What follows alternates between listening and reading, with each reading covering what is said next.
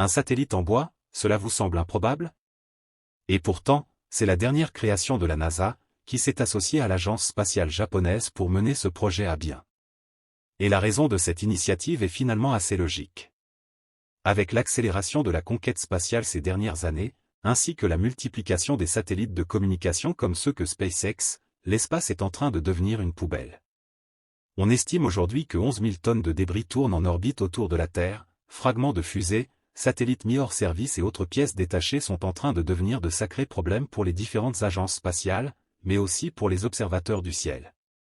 Les débris métalliques représentent donc une véritable menace dans ce contexte, aussi bien en ce qui concerne les risques de collision dans l'espace, que la pollution lumineuse visible depuis la Terre. Comment améliorer cette situation? Pour la NASA, l'Agence spatiale américaine, et la JAXA, l'Agence spatiale japonaise, cela pourrait passer par la conception de satellites dans un matériau qu'on voit rarement passer dans le domaine de l'aérospatial, le bois. L'Ignosat, le premier satellite artificiel en bois. À l'initiative de ce projet international, on trouve des chercheurs de l'université de Kyoto qui se sont penchés sur la durabilité de certains types de bois dans l'espace, en envoyant des échantillons au sein de l'ISS. Malgré l'environnement extrême de l'espace extra-atmosphérique impliquant des changements de température importants et une exposition à des rayons cosmiques intenses et à des particules solaires dangereuses pendant 10 mois, les essais n'ont confirmé aucune décomposition ou déformation, telles que fissures, déformations, pelage ou dommages de surface, explique un communiqué publié en octobre. Le bois de Magnolia est celui qui s'en est le mieux tiré. Il devrait être au centre de la création du satellite Linosat, dont le lancement est prévu dès 2024.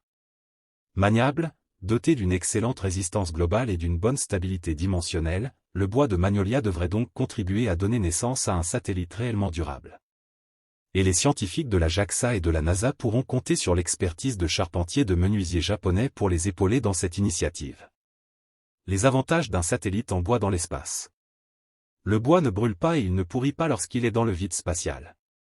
En revanche, il prend feu lorsqu'il revient dans l'atmosphère terrestre, ce qui signifie qu'aucun débris ne vient frapper la Terre dans ce contexte. Les scientifiques voient dans ce matériau une solution d'avenir pour rendre la conquête spatiale plus durable et moins envahissante. Cependant, d'ici à ce que les satellites soient tous en bois, il va y avoir un long chemin à parcourir. Abonnez-vous à la chaîne pour ne rater aucune vidéo.